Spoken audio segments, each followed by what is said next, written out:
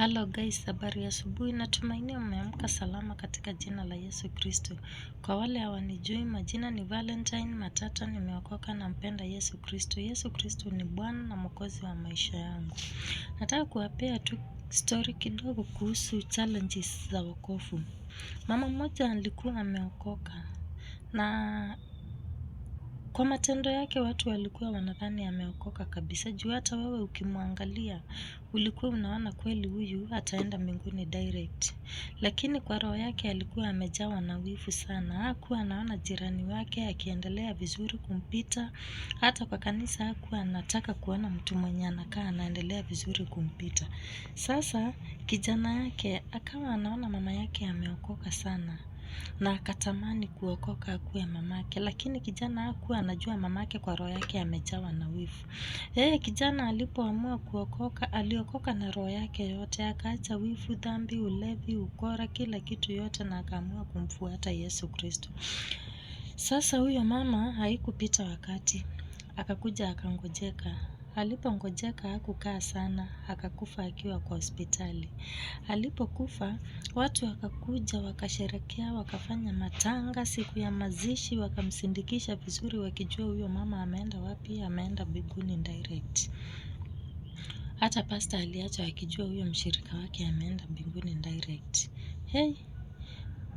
Ikakaa, haikumaliza miaka 3, kijana na yeye akakuja akangojeka na akakufa. Kijana alipokufa alienda mbinguni direct, na kwa matumaini yake alikuwa anatarajia akifika mbinguni atapatana na mamake. Alipofika mbinguni akaanza kutafuta mamake. Anamtafuta, anazunguka hapati mamake.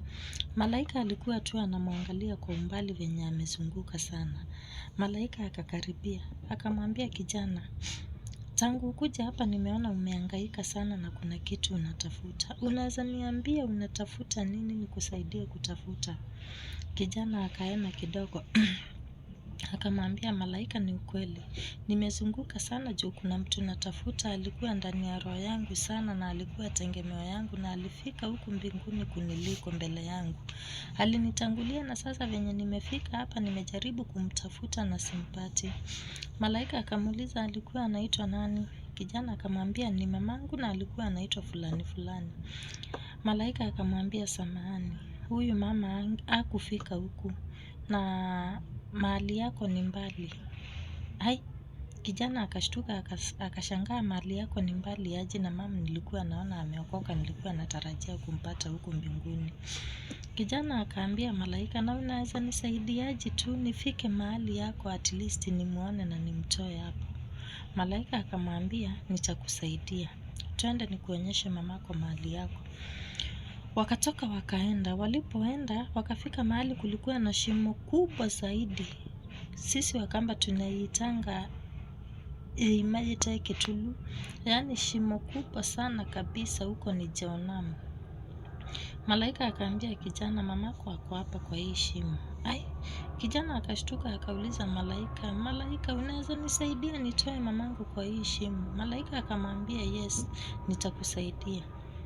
Malaika akaenda akachukua kamba na akarudi nayo. Akaambia huyo kijana, nataka ufurute hiyo kamba iingie katika hiyo shimo na uite mamako jina lake venye alikuwa anaitwa. Umwambie wewe ni kijana yake na umekuja kumwokoa, ashikilie hiyo kamba apande nayo.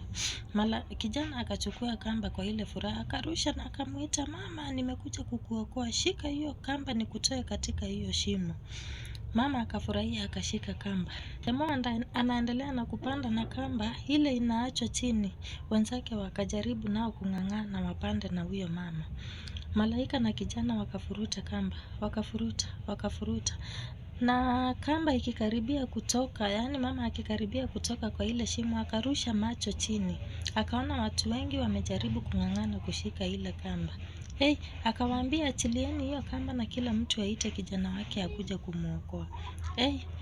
Kamba likakatika, wakarudi tena kwa ile shimo. Malaika akaita yule kijana akamwambia, umejua ile ilifanya mamako asiingie mbinguni?